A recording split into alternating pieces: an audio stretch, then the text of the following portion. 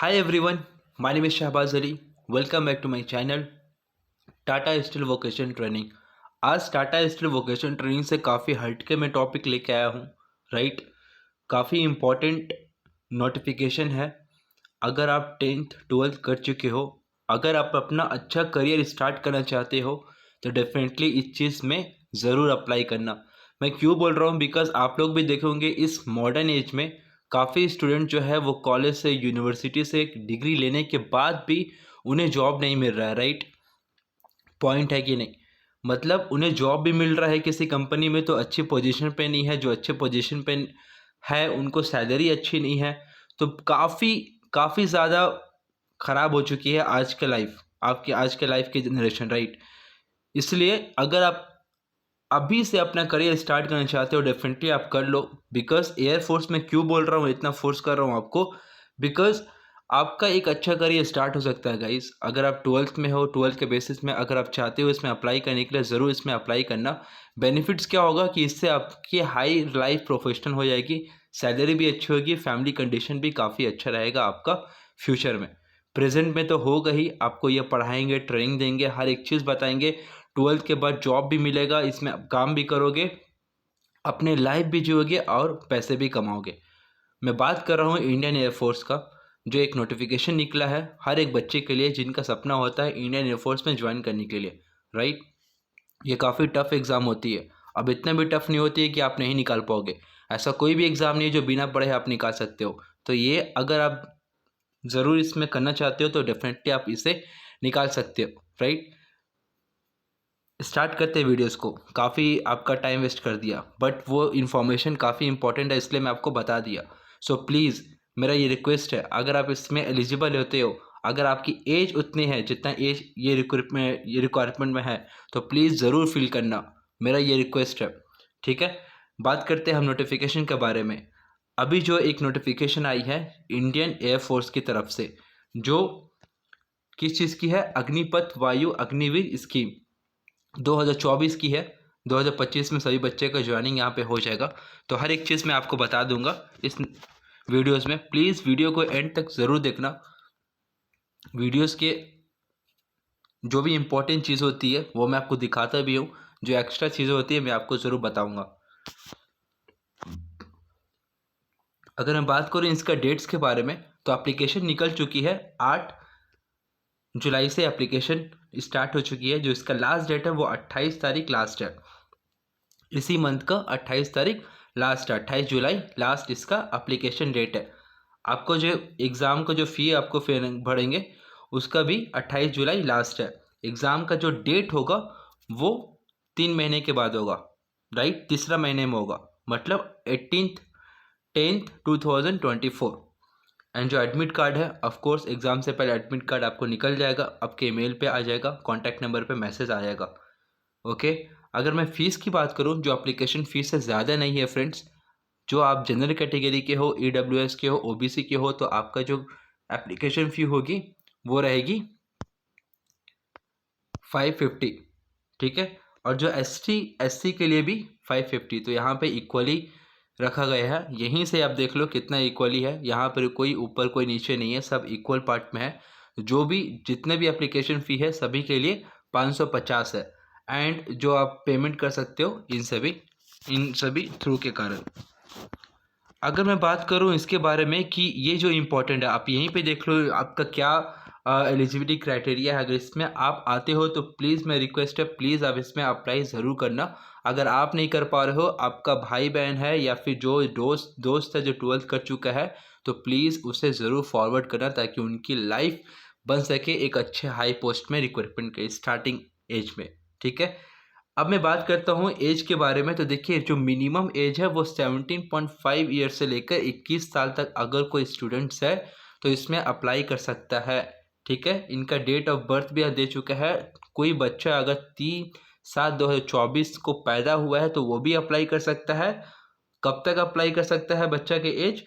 3/1/2008 तक उसका अगर डेट ऑफ बर्थ है तब भी वो अप्लाई कर सकता है। मतलब 17.5 से लेकर अगर आप 21 साल तक हो तो आप इसमें एलिजिबल हो।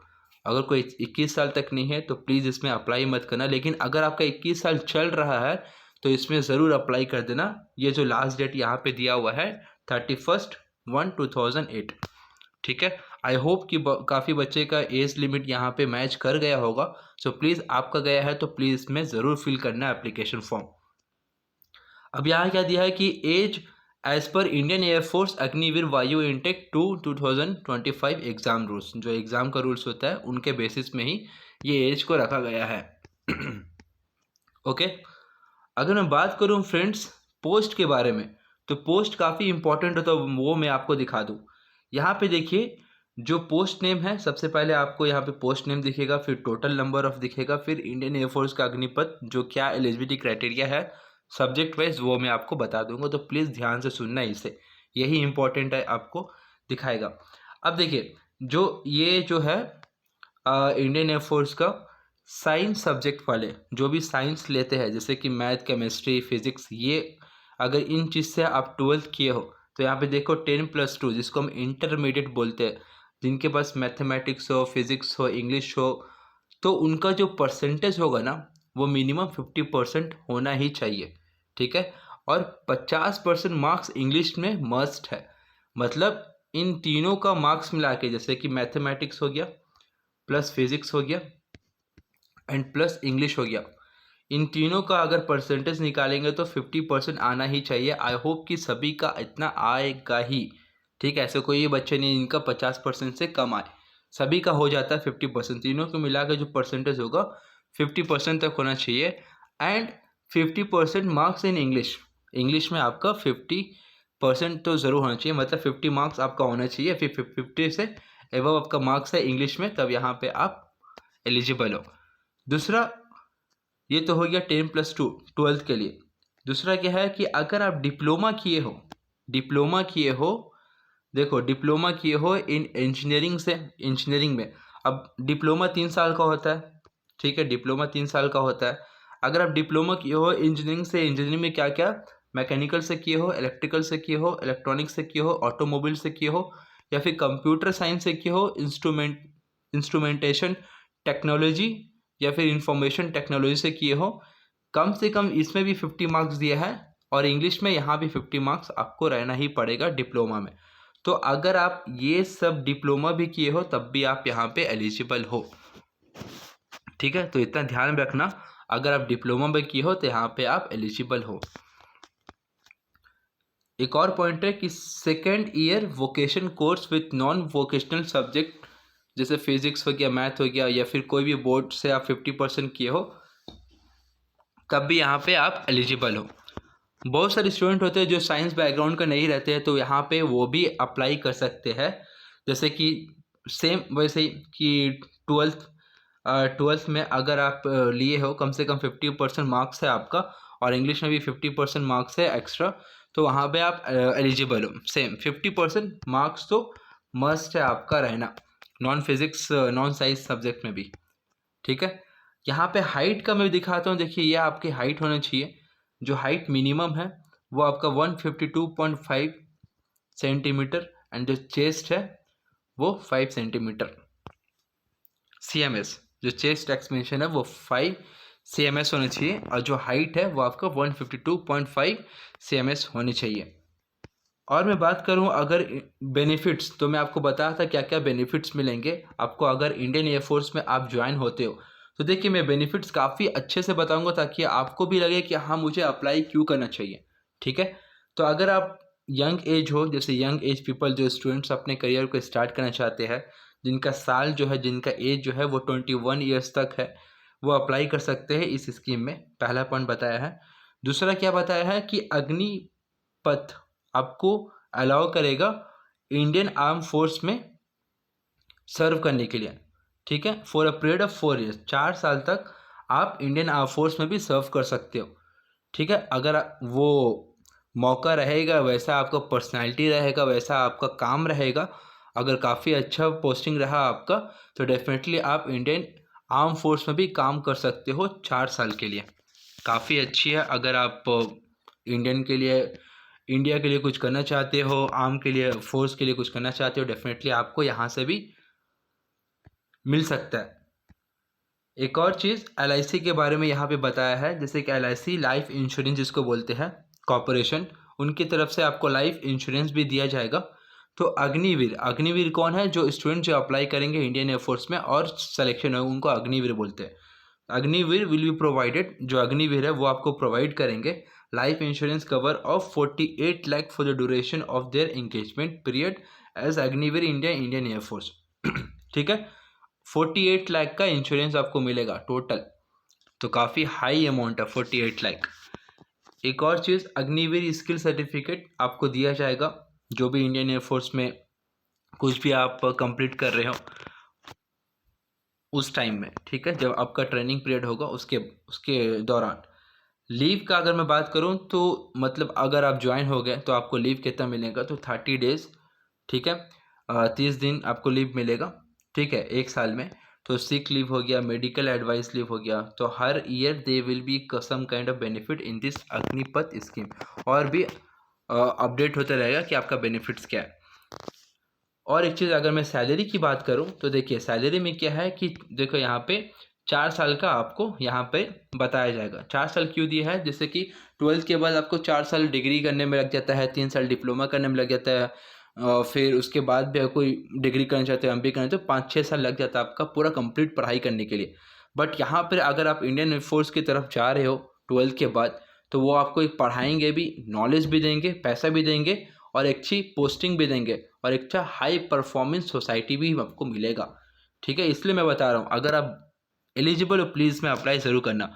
सैलरी की अगर बात करें फ्रेंड्स, तो देखिए फर्स्ट ईयर में आपको जो सैलरी रहेगा, मंथली पैकेज 30,000 रहेगा, इन हैंड जो आएगा आपका 21,000 एंड 30% अग्निवीर कॉर्पस फंड, ठीक है, ये भी आपको मिलेगा।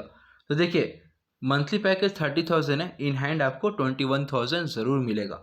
सेकेंड ईयर में जब जाओगे तो जो मंथली पैकेज है बढ़ जाएगा 33,000 एंड आपको इन हैंड मिलेगा 23,100। ओके, एंड थर्ड ईयर में जाओगे तो 36,000 हो जाएगा, और जो आपका इन हैंड मिलेगा 25,550। फोर्थ ईयर में, लास्ट ईयर में जाओगे तो देखो आपका यहाँ सैलरी बढ़ गया 40,000, जो आपका इन हैंड मिलेगा 28,000 बस, ठीक है। तो ये जो है आपका पढ़ाई करते करते आपको हर महीना 28,000, 25,000, 23,000 मिल रहा है। तो ऐसा नहीं है कि आप पढ़ते पढ़ते भी अपने पैसा कमा सकते हो और पढ़ाई के साथ साथ अपना करियर भी बना सकते हो। तो ये ऐसा अपॉर्चुनिटी लेके आती है Indian arm force, Indian air force, ठीक है, और इंडियन नेवी, जो भी 3 हमारे फोर्सेस है इंडिया का। तो इतना ज़्यादा बेनिफिट्स होता है स्टूडेंट्स को लेकर, इसलिए मैं बता रहा था आपको। और भी देखिए, जो आपका फोर्थ ईयर है वो कंप्लीट हो जाने के बाद आपको 5 लाख का मंथली ये एनुअली ये रहेगा आपका पेमेंट रहेगा, लाइक एनुअली आपका इनकम इतना रहेगा 5 लाख। तो देखिए exit after 4 years as Agniveer Indian air force RS इतना lakh S7 Nidhi package, skill gain certificate आपको मिलेगा, up to 25% will be enroll in the regular cadre of the Indian air force, ठीक है। तो 4 साल कंप्लीट होने के बाद आपका जो सैलरी जो होगा, देखो यहाँ पे लिखा है 11.71 लाख का भी हो सकता है, मतलब 11 लाख का सैलरी, 11 लाख का पैकेज भी आपको यहाँ पे मिल सकता है। तो काफ़ी ज़्यादा हाई पे रोल है यहाँ पे। तो प्लीज़ अब इसमें ज़रूर अप्लाई करना। जो भी प्रॉब्लम हो प्लीज़ मुझे पूछना, क्योंकि इसके बारे में मेरे को काफ़ी नॉलेज है इंडियन एयरफोर्स के बारे में। मैंने खुद अप्लाई किया था बट मेरा एग्ज़ाम सही नहीं हो पाया था। 2 बार एग्ज़ाम दिया, दोनों बार एग्ज़ाम सिलेक्शन नहीं हो पाया था। एक बार हुआ तो एक बार इंटरव्यू में नहीं जा पाया, ठीक है।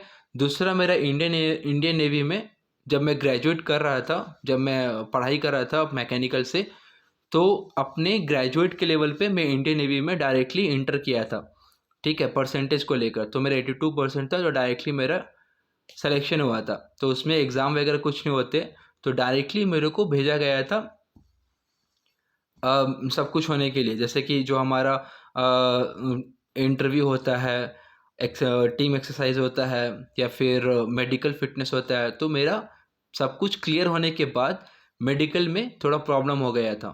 तो प्रॉब्लम क्या था, मुझे थोड़ा सा नौकनी का प्रॉब्लम हो गया था। ज़्यादा इशू नहीं था बट यस, नौकनी का प्रॉब्लम होना काफ़ी ख़राब है। नौकनी आपको पता होगा, अगर नहीं पता मैं आपको बता दूं क्या होता है नौकनी, कि जब आप खड़े होते हो ना तो जो दोनों घुटने होते हैं आपस में टच करते हैं, तो उससे बोलते हैं नौकनी का प्रॉब्लम। तो उससे क्या होगा कि आप दौड़ नहीं पाओगे, दौड़ तो पाओगे बट उन लोगों की तरफ से ये लगता है कि जब आप दौड़ोगे तो आप गिर जाओगे या फिर सही से डिसेबिलिटी माना जाता है इसे, राइट। तो ये थोड़ा सा प्रॉब्लम था, इसके कारण मेरा मेडिकल क्लियर नहीं हुआ था। अगर क्लियर होता तो काश कुछ और ज़िंदगी रहता, बट जो हुआ छोड़ो। सो इसलिए मैं बता रहा हूँ फ्रेंड्स, अगर आप इसमें एलिजिबल प्लीज़ इसमें फिल कर देना प्लीज़, ताकि आप लोगों का करियर अच्छे से बने। फिल कैसे करना मैं आपको वीडियोस डाल दूंगा कि कैसे फिल करना, बट अगर आप खुद से फिल करना चाहते हो तो यहाँ पे इंस्ट्रक्शन है, आप प्लीज़ इसे देख लेना। जैसे जो लिंक है मैं डिस्क्रिप्शन में डाल दिया हूँ, तो डायरेक्टली आप लिंक करके आप देख लेना। और इसमें क्या क्या आपको लगेंगे, आपको फ़ोटो लगेंगे आपका, तो पासपोर्ट साइज़ फ़ोटो आपके पास रहना चाहिए जो रिसेंट हो फ़ोटो। एंड फ़ोटो का डेट भी दिया है कि जून से पहले नहीं होना चाहिए, जून का ही होना चाहिए, ठीक है। और साइज़ इसका दिया है, इतने साइज़ का आप रख लेना फ़ोटो। जो बैकग्राउंड होगा फ़ोटो का, without head gear expect for 6, ठीक है। वो सिख के लिए मतलब कुछ आपके बैकग्राउंड में ऐसा कुछ नहीं होना चाहिए, बट सिख जो होते हैं उनके लिए डिफरेंट है। एंड सिख का मतलब जो सरदार होते हैं। And the photograph is to be taken with candidate holding a black slate in front of his chest with his name and date of photograph. Okay, यहाँ पे क्या है कि जब आप फोटो खिंचवाओगे, जब आप फोटो अपलोड करोगे तो आपके पास एक ब्लैक स्लेट, मतलब जब हम याद है जब बचपन में हम लोग लिखते थे ABCD, एक ब्लैक बोर्ड आता था जिसमें हम लोग हाथ से, तो आपके चेस्ट के सामने होना चाहिए और आपका नाम होना चाहिए, ठीक है। आपका नाम होना चाहिए एंड आपका डेट ऑफ बर्थ होना लिखा होना चाहिए उसमें, ठीक है, क्लियरली, ताकि वो दिख जाए, कैपिटल लेटर से लिखा होना चाहिए।